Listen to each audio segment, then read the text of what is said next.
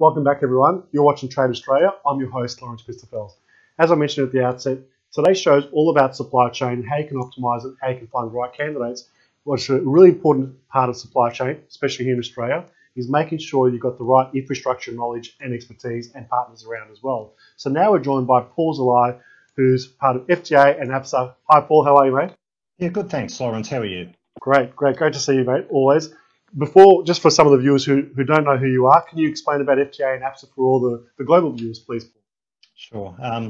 Yeah, Freight and Trade Alliance, FTA, is a peak industry body representing mainly the import sector, freight forwarders, and we've got several hundred freight forwarder members and a small number of very large importers.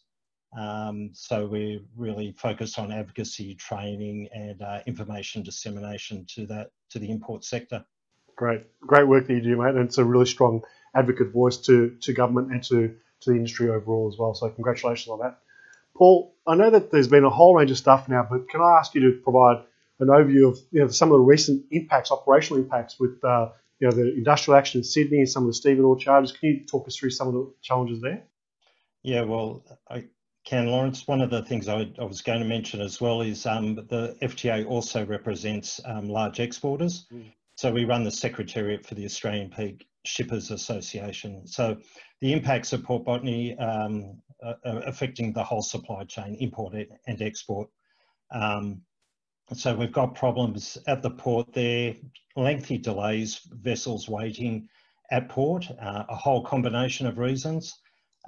We've had apparently, excuse the pun, but a perfect storm. Yeah. So we had adverse weather conditions. We had understand that there's been some systems enhancements at the stevedores, rail interface developments, but the big one seems to be the industrial action imposed by the MUA.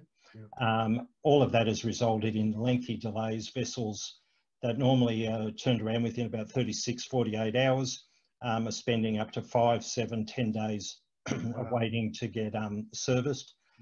And as a result of that, we've got a whole lot of different impacts. On the import side of things, we've got a situation where shipping lines haven't been able to evacuate empty containers, bearing in mind we have a lot more import than export trade.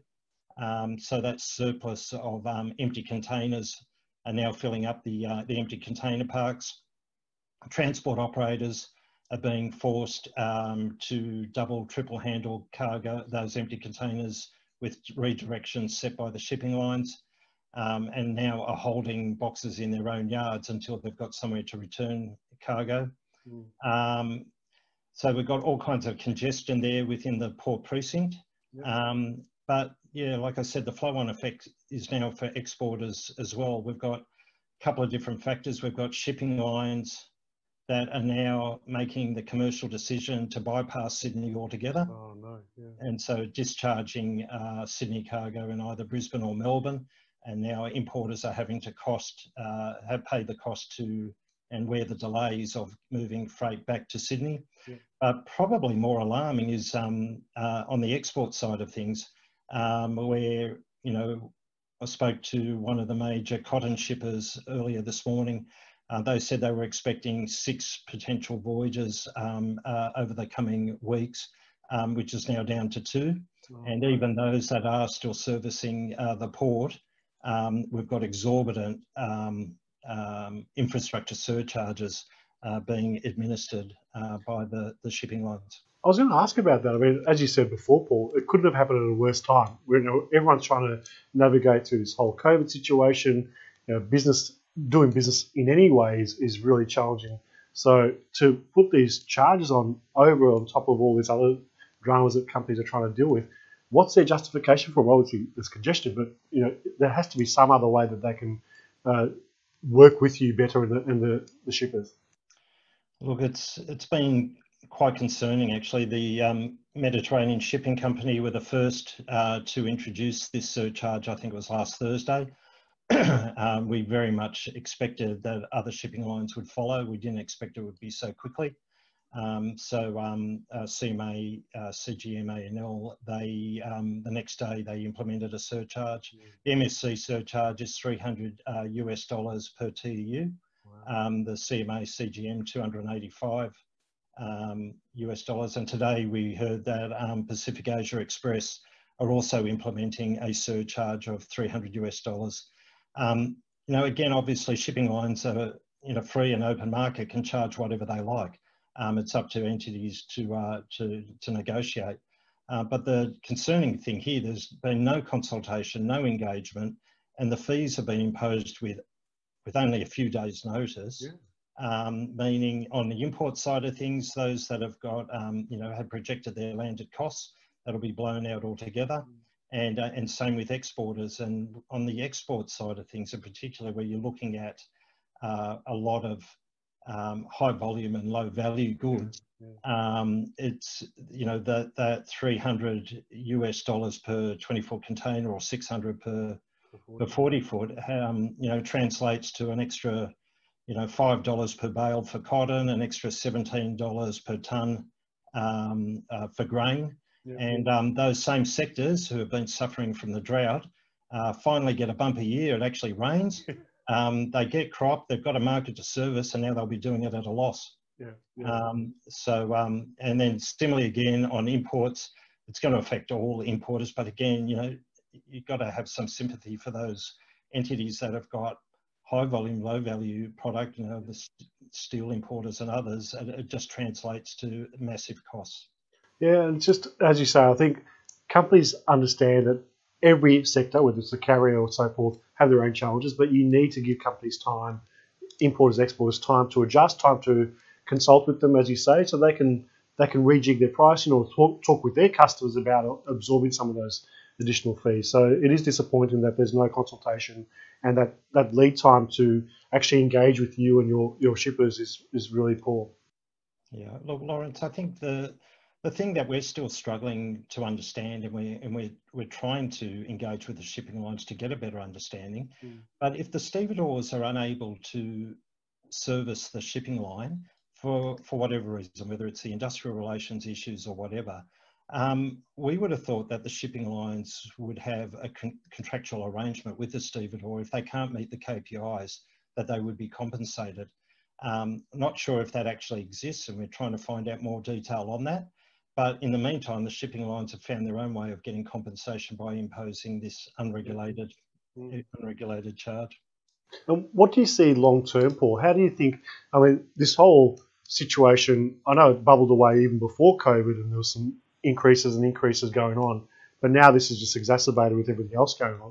What do you see long term? How do you think this will be resolved, or maybe not? Look, it's an interesting question, Lawrence. We had our views and our advocacy, but we're going to have to go back to the drawing board and review all of that on the basis of what we've seen now. Our concerns previously were on the infrastructure surcharges or the terminal access charges administered by stevedores, which have rapidly grown from being like a few dollars for a booking fee to now up to, at the upper end, up to about $130 per container for import-export. Similarly, you've got empty container parks now. Again, they used to have a few dollar booking fee. Now it's up around, some of the fees are $20, $30, $50, $60, but they're moving so quickly that they might quickly overtake the stevedores. They've really got the hang of charging. So put on top of that, administration fees for transport operators who have to outlay this and have got cash flow implications. We extrapolated out and put a submission to the Deputy Prime Minister for intervention on all of this. It's costing the importers and exporters of Australia $1 billion a year in these charges. Now, we had been advocating that the stevedores, if they have to recover their costs, whether it's rent, whether it's labour, whether it's electricity, power, whatever, they should be either absorbing that cost or passing it on to their commercial client, the shipping line. We were of a view that the shipping lines would be then in a position to, you know, importers, exporters, forwarders would be able to negotiate with the lines on the appropriate rate.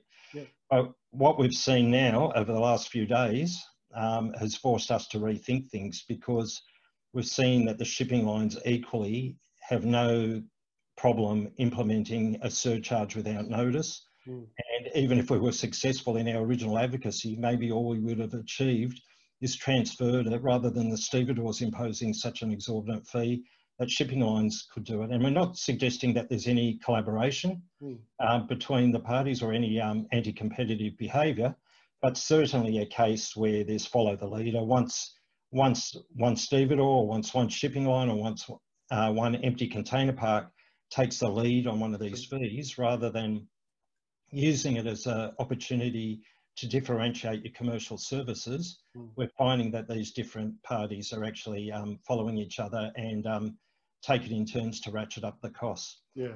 So I think, to be honest, I think our only course here is for some serious government review and regulation. I was going to ask about that, Paul. Yeah, what's the government's role, and how can we, as an industry and you guys as bodies, to try and encourage them to get more involved and help importers and exporters? Because the last thing any of us want to see in Australia is to reduce trade. We need to increase trade. We need to support exporters, importers. We need to make sure that it is easier to do business and more affordable so that we can compete on a global scale.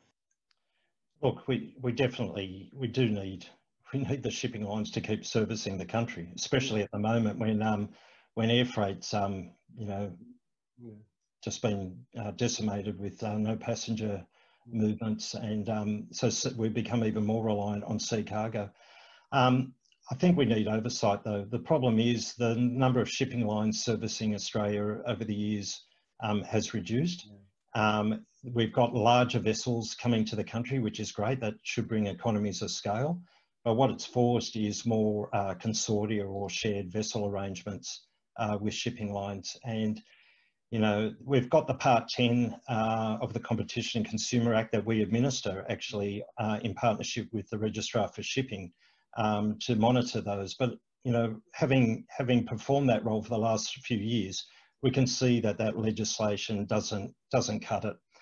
We responded to the APSA earlier this year to their discussion paper, where they were proposing the introduction of a class exemption regime and to wind back the Part 10 arrangements.